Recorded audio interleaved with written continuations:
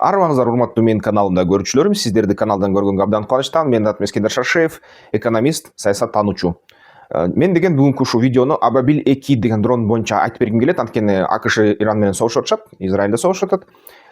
Ошол Абабил дронун Хезбалла да колдонуп атат, башка өлкөлөр да колдонуп атат. Анан негизи бул эң массалык Ирандын дрону да, анан ошол согуштан өзүн кантип көрсөтүп атат, ошону бир карайлы. Анткени өтө кызыктуу болуп атат мага бул нерсе. Андан сырткары кыскача сводкаларды айтып кетейин. Ушу Бириккен Араб Эмираттардын учактары алгачкы жолу Ирандын территориясына ура баштады кечээки күнү. Андан сырткары СИР же болбосо Ислам революциянын кароолчуларынын корпусу чоң бирикмеси айтып жатат. Бүгүнкү күндө ошол силер дейт Пезешкияндын кечээки айткан сөздөрүн укпагыла, кечиргиле, кечирим сурады эле, эки туугандарга, мусулмандарга ракета урбайбыз. Укпагыла дейт, көңүл бурбагыла анын сөзүнө деп айтышты. Жана ошол албетте ал кечиргиле экинчи урбайбыз дегенден кийин так эле ошол эле сөздөн кийин алар кайра урушту араб өлкөлөрүнө. Сауд Аравиясы жана Бириккен Араб Эмираттар КСИРдин же болбосо Ирандын акчасын банктардын ичиндеги жана крипто биржалардын ичиндеги акчаларын ала башташты. Жана ошо крипто акчасын алганга аракет кылып атышат. Мындай банкта ачыгынан жаткан эсептерди тоңдуруп салышты. Жана айтып атышат, биз ушул эсептерди биздин мамлекетке кетирген кедергини калыбына келтирүүгө колдонобуз деп айтышты. Израиль Тегерандын жанындагы нефть сактоочу жайларга сокту кечээ. Түн ичинде Ирандын Тегерандын тегерегинде турган нефть сактоочу жайларды жардырды. Нефть көчөлөргө куюлуп, ушундай от чуркап, кадимкидей оттон жасалган мындай арыктар, оттон жасалган канализация, оттон жасалган дарыя, өзөн акты Тегерандын көчөлөрүнө, шаардын четине. Ага да карыз калбай, Ирандын аскердик күчтөрү Израилдин Хайфа жана ошол Тель-Авивдин жанындагы нефть сактоочу жайларга сокту. Жана ошол боюнча видео негедир тараган жок, анткени азыркы кезде ошо бүт мамлекеттерде жаман катуу цензура кетип атат. Мисалы үчүн Араб Эмираттарда, эгерде сиздер кыргыз жаранына эскертүү болсун, кыргыз жарандарына, ошол жерден ракетанын соккусун же жаракат кеткен имаратты тартып интернетке чыгарып ийсеңер, сиздерге айыппул $77.200 болот, же болбосо 2-ден 5 жылга чейин эрктен ажыратуу мүмкүнчүлүгү бар. Башка, мисалы үчүн жергиликтүү мигранттарга тез депортация болот да. Ошон үчүн ушундай азыр мыйзамдар баарында болуп атат. Израилде болсо кармап атышат. Бир өзбек тууганды айтып кетти эле, ошол келемиштер деп израилдиктерди анда кармап кетишти. Ошо биз деген сен тилиңди түшүнбөйт деп ойлойсуңбу деп, аны түрмөгө алып кетишти. 2 жылга чейин кесилиши ыктымал деп айтышып жатышат. Ошундай баягы Израилдин каршы сөзүн айтканда өзү ошол өзбек тууган Израилде иштейт экен. Анан ушундай видео жазганда, Ирандын ракетасы учуп баратканда, мынакей бул келемештерди кара деп айтып койсо, ошого ушундай нерсе болуп кетти. Ошон үчүн эгерде ошол жерде жүргөн болсоңор, аябай сак болгула.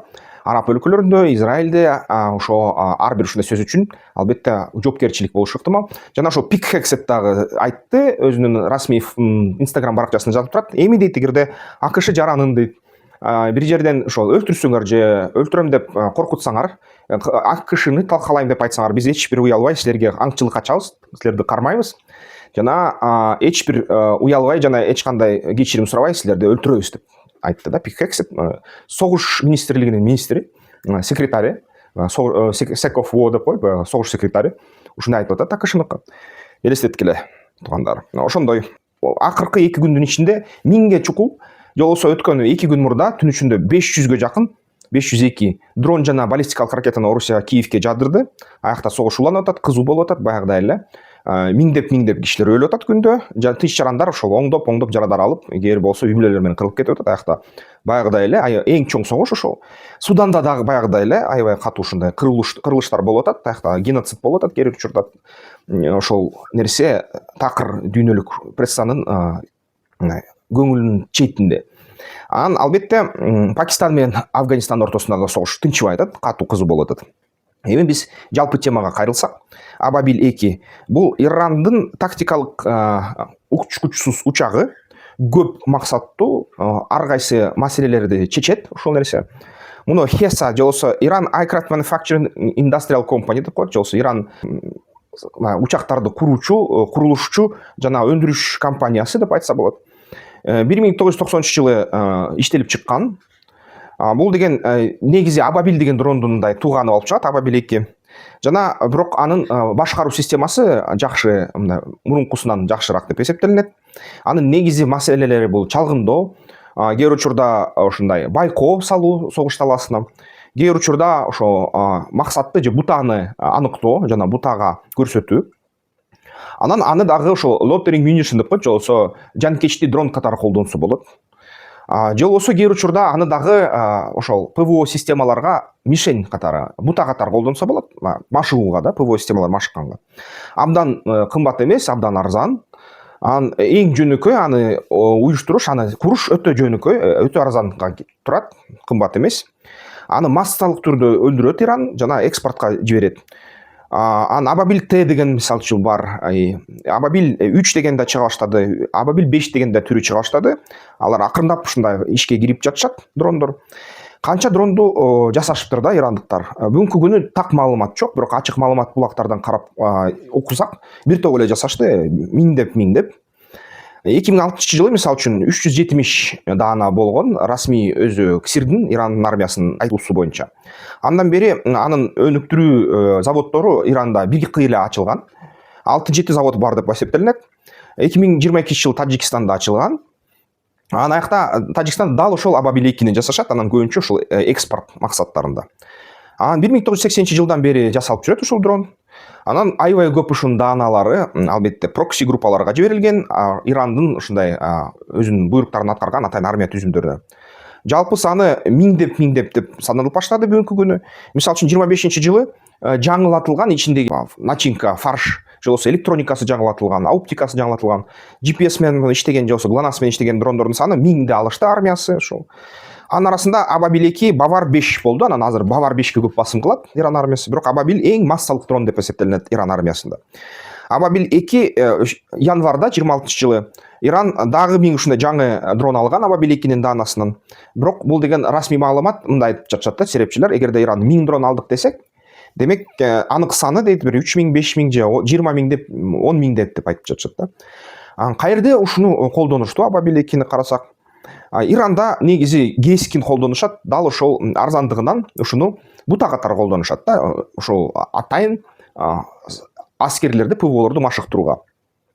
Аны дагы кошумча чалгындоого, чек аранын жанындагы чалгындоо үчүн колдонушат. 23-жылы мисалы үчүн америкалык авиа ташуучу кемелерди, авианосецтерди ага чалгындоо салыш үчүн ушул Абабилдер колдонулган. Катерлер келип туруп Ирандык Абабилдерди асманга жиберип, ошо оптика тарабынан Абабилдер 10-20 километр деп, ушинтип же 200 километрге чейин аралыкта чалгындоо маалыматын берип турушкан. Анан албетте Парс булуңунан ичинде Абабилдер көп учат да, ошол чалгындоо максаттарында. Анан экспортту кайка кылышкан, Хезбаллага беришкен Абабил 2 жана Мирсат 1 деп Абабил 2-нин бир түрү да. 2004 жылы дагы Израилдик мисалы үчүн аба мейкиндигине чалгындоо кылыш үчүн Хезбалла колдонгон 2004-2006 жылы. 2006 жылы Кассам ракеталарга максат буталарды аныкташ үчүн колдонулган, жана ошол оптикалык маалыматты берип турган. Жана ошол Абабилдин жардамы менен Хезбалла анан Кассам ракетанын жапырт бир нече даанасын атканга үлгүргөн да, ошол 2006 жылы согушта. Хутилер же Хусилер, жолбосо Ансарала кыймылы, Йеменде шииттер. Алар да ошол Абабил 1А, 1Б, Абабил 1С деген дрондордун түрлөрүн колдонгон, жана Шахаб деген анын түрүн да колдонушкан. Аны Израилде мисалы үчүн согуш кылып атканда Хамас Газада ошол колдонгон. Хутси Йеменден дагы бир вариантын алышкан, Абабилдин Касеф деп аталат, Касеф 2. Жана ошол жанкечти дрон катары колдонулган. Аны Сауд Аравиясынын ичиндеги кемелерге жана Кызыл деңиздеги ошо Сауд Аравиянын нефть ташуучу кемелер жана терминалдарга урганга колдонулган 2016 жылдан бери. Хутсилер ошол Касеф 2-ни дайыма колдонушат. Касеф 2 Абабил 2-нин өзү эле, бирок Касеф деп аталат. Бир аз өзгөчөлүктөрү бар, бирок ошону аябай кеңири колдонушат Хусилер. Жана ошол Сауд Аравияга кээ бир учурда чоң мындай материалдык жаракат кетиргенге, нефтти жоготконго, нефть терминалдарды жоготконго ушундай чоң роль ойногон ушул Абабил жанкечти дрондор. Хамас болсо 2014 жылы колдонду Абабил 2-ни, 2021 жылы, 2023 жылы, 2024 жылы аны чалгындоо үчүн колдонгон, дагы ушул жанкечти дрон катары колдонгон. Израилдин армиясына каршы көп кеңири колдонулган дрон да. Анан Суданда жергиликтүү варианты болуп башкача аталды Абабил 2. Аны мисалы үчүн Сафарук Абабил Т-нин базасында колдонулган 2025 жылы, жана ошол кеңири колдонулуп туруп, кээ бир учурда Судандын расмий армиясынын жеңишине алып келген. Мисалы үчүн Сирияда ирандык группалар, мисалы үчүн Катаиб Авлия аль-Хак деген топ, шииттер. Алар колдонгон Абабил 2-ни. жана Израильге соккуга ошол колдонушкан да, Сириянын аймагынан жана ошол Голан бийиктигинен ошондой дрондорду жиберишкен. Ал деген жерге жакын учканда ошондо Израилдин ПВОлору аны такыр көрбөй койгон да, такыр мындай жакшы кармай албай койгон. Ошон үчүн бул аябай кооптуу нерсе болгон деп эсептелинет. Жалпы ушул жакынкы чыгышта Абабил 2 аябай кеңири колдонулат. Бул дрондор негизинин максаты ПВОну жокко чыгаруу жана ПВОнун алаксытуу катары колдонулат да. Анан ушул биринчи Абабилдер учат, ПВО ушуга алаксыгандан кийин андан кийин баллистикалык ракеталар жана Кассам ракеталары же Град жана башка ракеталардын түрлөрү колдонулат. Же болбосо оорураак шахет дрондору колдонула баштайт. Ким бүгүн аны өтө кызуу колдонуп атат. Бүгүнкү күнү ушул Ирандын аскер күчтөрү колдонуп атат Абабил 2-ни. Исламдык революциялык гвардия деген бар, ошол же КСИР колдонулат. Артеш бул деген расмий мамлекеттик армия колдонулат. Ушул мисалы үчүн Германияда СС болчу да, анан Вермахт болчу. Вермахт жөнөкөй аскерлер, СС баягы Гитлердин ушундай партиясынын мүчөлөрү да. Дал ошондой эле мисалы үчүн аяталалардын өзүнүн КСИР деген гвардиясы бар. Жана ушул армиясы Артеш да, Сарбози Ирани деп коет, ошо сарбаздар. Алар бөлөкчө иштешет да. Мисалы үчүн бүгүнкү күнү ошол армия кээ бир учурда КСИРге же баш ийет, же баш ийбейт да, керек болсо. Ошондой кичине эки бөлүнгөн уюм катары колдонулат. Прокси группалар аябай кеңинен колдонот экен. Ушул Хезболла Ливанда, Хуситтер Йеменде, Хамас Газада жана Сирияда жана Иракта ушул шиит милициялар же болбосо согушчандар. Тажикстанда бүгүнкү күнү бул Абабил 2 чегараны ушундай көзөмөлгө алууга колдонуп башталыптыр. Андагы ачык маалыматтык булактарда айтып жүрөт, ушул биздин чегаранын жанында учуп карап турат да ушул дрон. Жана кээ бир маалыматтар боюнча Тажикстандагы өндүрүлгөн Абабил 2-лер Суданга кетет экен, жана балким башка өлкөлөргө да кетет экен, Иран сатып алат экен да. Эң көп мындай бир бөлүгү ачыгынан айкындалган, массалык маалымат каражаттарына бир өтүп кеткен жаңылыктар боюнча Суданга кетиптир да. Анын кандай негизи анын сапаттары бар? Бүгүнкү күнү мисалы үчүн Абабил 2 vs Абабил Т, эгерде ошол салыштырсак, Абабил 2 кээ бир маалыматтар боюнча узундугу 2,188 метр, 3 метрге чукул. Анын канаттарынын жазылыгы 3 метр 25 сантиметр, мындай 3 метрден ашат. Бийиктиги болсо 1 метрдей да, мисалы үчүн бийиктигинен карасак. Мисалы үчүн аны өздүк мындай салмагы 30 килограмм, учуу салмагы 83 килограмм. Ал деген таза 40 килограммдай жүктү көтөрө алат. Анын ичине камералар кириши мүмкүн, оптика, датчиктер атайын баягы жылуулукту байкоочу аспаптар, жабдыктар, жардыргыч заттар кошуп кире алат мисалы үчүн. Же болбосо эгерде аны кошумча ракета сыртына каптаса, ошо ракеталар көтөрө алат да. Ошол эле баягы асмандан жерге согуучу же асмандан асманга согуучу ракеталарды койсо болот. Анын кыймылдаткычы бул кадимки эле баягы мотоциклге койгон эле бир цилиндрдик поршень менен иштеген, же болбосо 4 цилиндрдик ушундай кээ бир модельдерде кыймылдаткыч мотороллердикиндей эле да. Анын ылдамдыгы 300 км, бийиктиги 4200 метрге чейин көтөрүлө алат. Же болбосо фут менен эсептеген 11000 фут деп кээ бир чет элдик басылмаларда жүрөт. Анын учуу мындай убактысы 1-2 саат, 1-2 саат уча алат. Аны катапультадан көбүнчө атышат, катапульта менен көтөрүшөт асманга. Же болбосо мисалы үчүн кемелерден көтөрүшөт. Катапультаны унаага орноштурса болот, имаратка, жерге, же болбосо кемеге, же болбосо кээ бир учурда ошо ага ракеталык кыймылдаткыч да колдонсо болот, мындай пира патрон. Кичине мындай алдыга түртүп коюп, күйүп кетип түшүп калат да. Анан албетте ичиндеги системалары, электрооптикалык системалар колдонулат. Ошол мисалы үчүн жылуулук байкооч камералар да коюлат.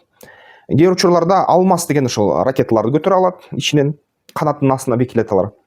Же болбосо 40 килограммдын ичине ошол 30 килограммдай жардыргыч зат жайгаштырса болот, жана ошону менен GPS менен же GLONASS менен колдонуп туруп, же инерциалдык системаны коюп, ошондой колдонсо болот да. Инерциалдык системаны мисалы үчүн койсо, ага бир да рэп күчү жетпейт да. Украинада дал ошондой болот. Украинада күчтүү рэптерди берген европалык мамлекеттер. Израилде да күчтүү рэптер бар, бирок мисалы үчүн шахет ошол рэптерден тооготпой өтүп кетип атат да. Анткени анын ичинде ошол инерциалдык система бар. Бул эми Гитлер ойлоп тапкан система баягыда экинчи дүйнөлүк согушта.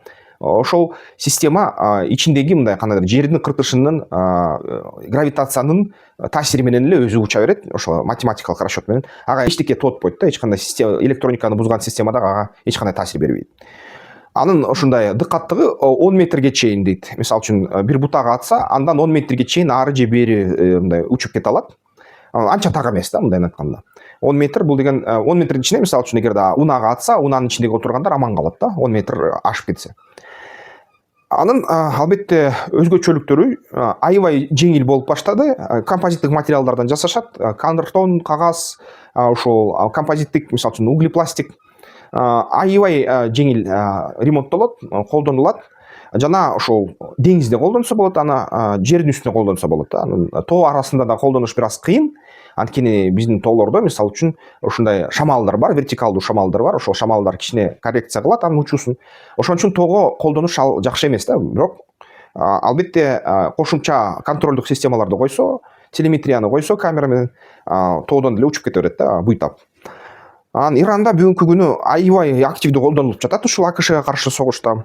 Абабил 2 жана анын башка варианттары. Ошол бүгүнкү күнү ошол чалгындоо маселесинде жардам берип жатат. Алыс учпайт ал нерсе. Ошон үчүн эң негизги фронттун чек аранын жанындагы чалгындоого колдонулуп жатат бүгүнкү күнү. Ушул абабилдер кошумча дагы көп даанасы складтарына түштү деп айтып жатат жаңы эле. Жана ошол жанкечти дрон катары колдоно албай жатышат бүгүнкү күнү. Анткени аны колдонуш үчүн ушундай жөө аскерлерге каршы колдонуш керек. Азыр болсо жөө аскерлерди түшүрө элек бут тараптары. Эми Масад жүгүрүп жүрөт Ирандын ичинде, бирок ошол Масадка аны колдонуш үчүн аны кайдай болгонун аныкташ керек да. Масад көп учурунда элдин арасында жүрөт да мындай. Ошон үчүн аны армиялык эле колдонгонго колдонсо болот. Албетте кээ бир мындай акыркы соккуларда, алыскы соккуларда баягы эле 2000 километр учкан чоң шакет колдонулуп жатат да. Негизи эң көп ошол соккуларга катышкан шахет болуп атат. 136 деген номер менен. Ал эми Абабил 2 складтарда жатат, бүт аскерлердин колунда, бирок аны колдонуш дал ошол жөө аскерлер келгенде башталат окшойт. Бирок учууларды байкап атышат ошол чалгындар. АКШнын мындай согуш боюнча отчетторунда израилдиктер айтып атат, Абабил чек аранын жанында учуп жүрөт дейт, жана чалгындоо маселелерин чечип атат. Анан кээ бир ошол Абабил 5 алмаз ракеталар менен коштолгон 26 жылы февралда ушундай чек аранын жанында учуп жатат дейт. Бирок ал ракеталар алмаз. Ошол F-35ти көрбөйт да, радары көрбөйт. Ошон үчүн алга колдонула алышкан жок аны такыр ошо учактарга каршы. Бирок флоттун тегерегинде учуп жүрөт дейт. Флоттор көрүп атат. Кээ бир учурларда ошол Абабил 2 анан көбүнчө шахеттерди атып атат авианосецтерге жана кемелерге Иран армиясы. Бирок аларды эффективдүү түшүрүп атат. Фаланкс деген системалар жана ошол F-15 учактары жана ошол кошумчадагы лазердик курал дейт, алгачкы жолу колдонула баштады дейт АКШнын армиясы менен. Израилде болсо Магенор же Эйтан Ор деп аталган лазердик система ПВО түшүрүп атат ушундай дрондорду. Анткени алар арзан да дрондор. Аны килеген ракета менен урсаң, ошо билбейм, алтын балка менен дат баскан мык каккандай эле болот да. Бүгүнкү күнү ошол бүт аскердик отчеттор боюнча ушул Абабил 2 кеңири колдонулат, аябай жакшы эле колдонулуп жатат да. Анан бүгүнкү күнү канча аны жасай алат Иран жана анын кошуналары, анын өнөктөштөрү так маалымат жок азырынча. Иран Aircraft Manufacturing Industrial Company HESA анын дагы кошумча Modaffel деген ушундай бөлүгү Исфаханда бир нече ушундай цехтер бар дейт, ушуну жасаган. 91 жылдан бери аябай массалык түрдө Абабил 2-ни чыгарат дейт Исфаган фабрикасы. Негизи ошол жерден R&D жасайт, ошол заводду талап алышты да израилдиктер бүгүнкү күнү. Негизи ал заводдор шахетти жасачы акыркы күндөрү.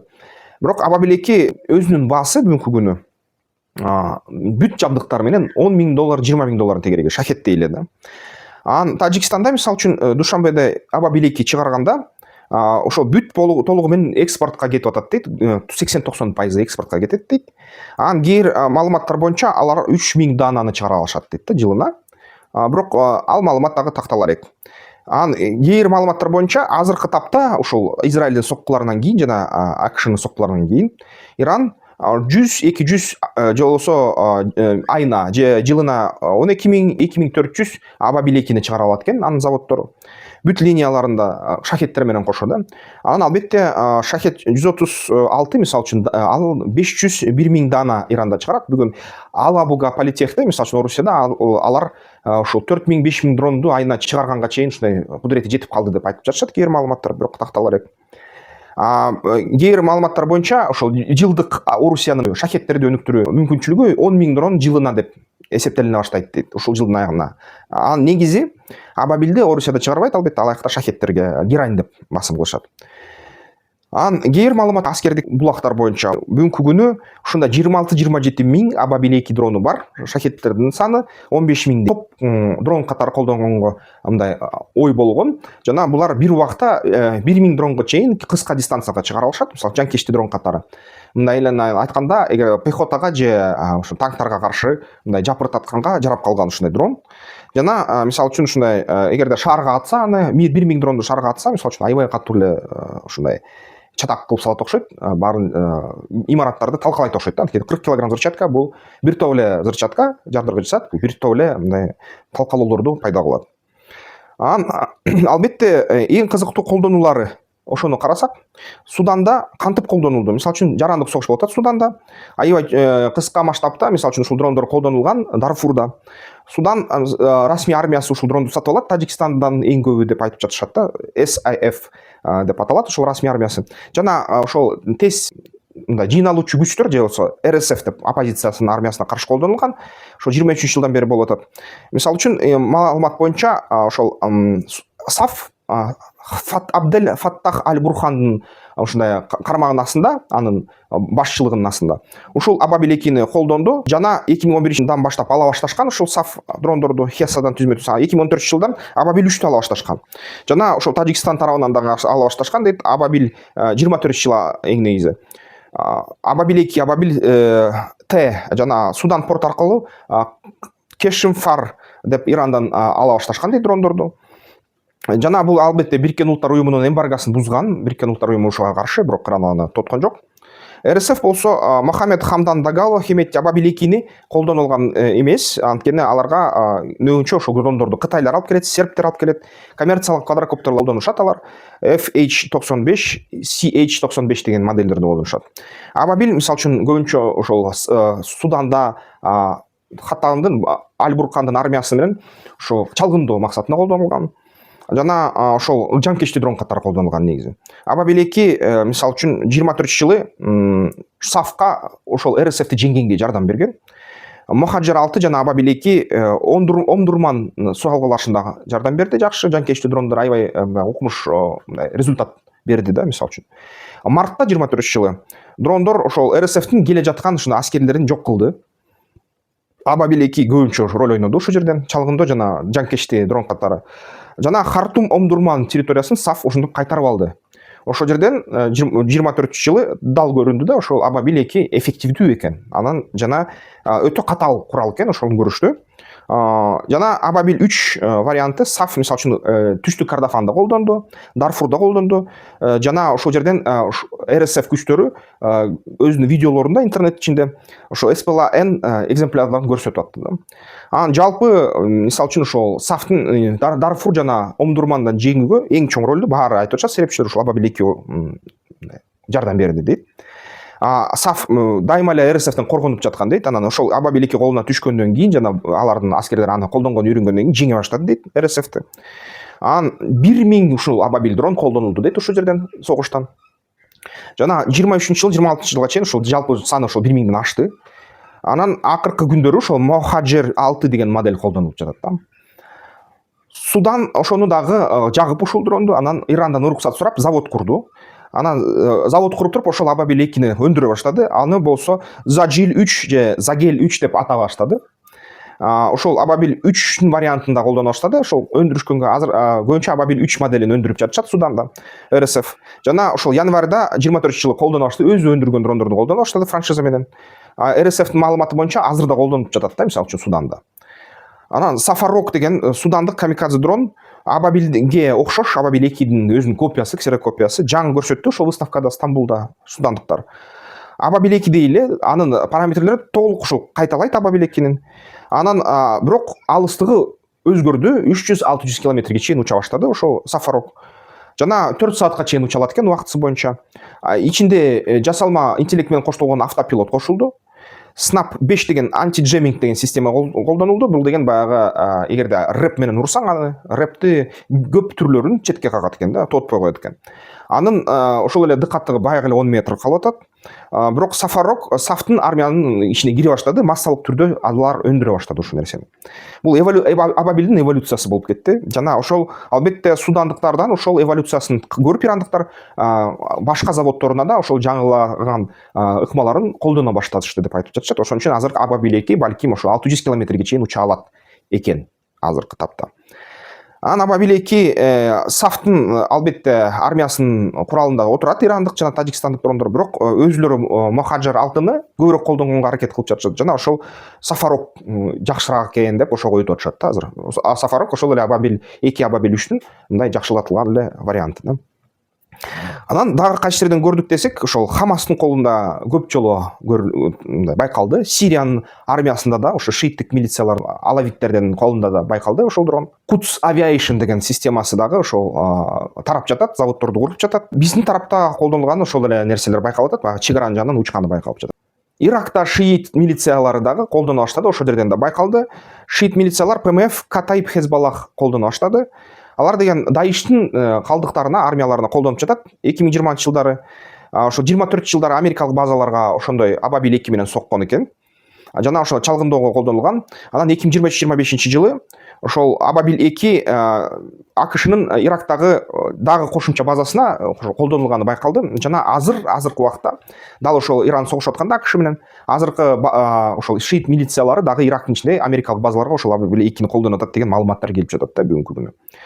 Дагы кошумча маалыматтар Иран Венесуэлага усунуш кылган ошол Абабил 2-ни алгыла деп. Бирок Венесуэла силер бизге жакшыраак моделдерин бергиле, ошол эле Можахер жана Шахет бергиле деп суранышыптыр да.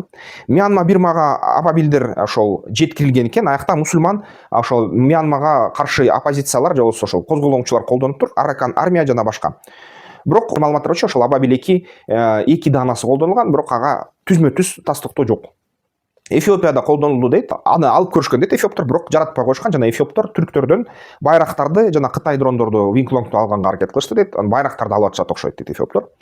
Украинада Абабил сыяктуу дрондор жасашты. Украиндиктер жасап көрүштү. Бирок өзү Ирандан түзмө-түз алышкан жок. Булар баягы технологияны уурдап карап, өзүнө колдонгонго аракет кылышты, бирок аны жаратпай коюшту да.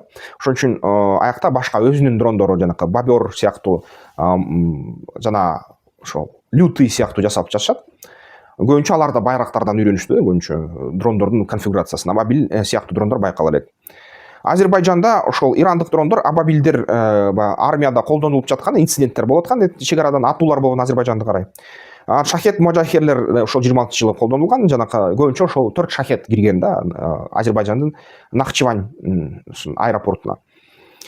Бирок бүгүнкү күнү баары эле серепчилер айтып атат, Абабил 2 бул деген эң кызуу колдонулган, жакынкы аралыкта иштеген, күндө иштетилген, чоң экспортко жиберилген дрон катары колдонулат экен.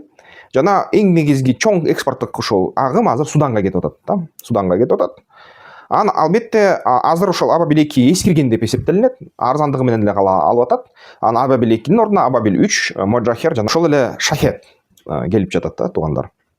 Ошондой кандай деп ойлойсуздар, туугандар? Бизде да ушундай заводдорду салыш керек беле? Бизде да кандай деңгээлде ошол массалык көп сандагы дрондорду чыгарабызбы? Ушундай жанкечти дрондорду чыгарабызбы же чыгарбайбызбы?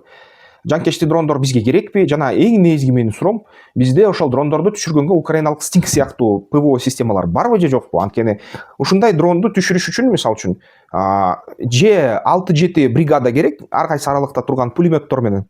Ошондо пулеметтордун жалпы атылган акчасы бир 5-6 миң долларга барып калат экен, ошо бир шахетти түшүрүш үчүн же Абабилди түшүрүш үчүн. Жана аны эрте байкаш керек. Эгерде ошондой дрондордон үйүр же топ учуп келсе, анда ал албетте такырымдай жараксыз болуп калат да. Ошол бригадалар бир нече дрон түшүрсө, калгандар баары бир ПВОдон кечип, койгон буталарга тие берет экен да. Же бул жерге украиналыктын ошол массалык түрдө ПВО дрондорун өздөштүрүш керек, Стинг сыяктуу. Жана ошол ПВО дрон жардамы менен ошол ПВОну өзгөртүш керек окшойт кыргыз армиясында.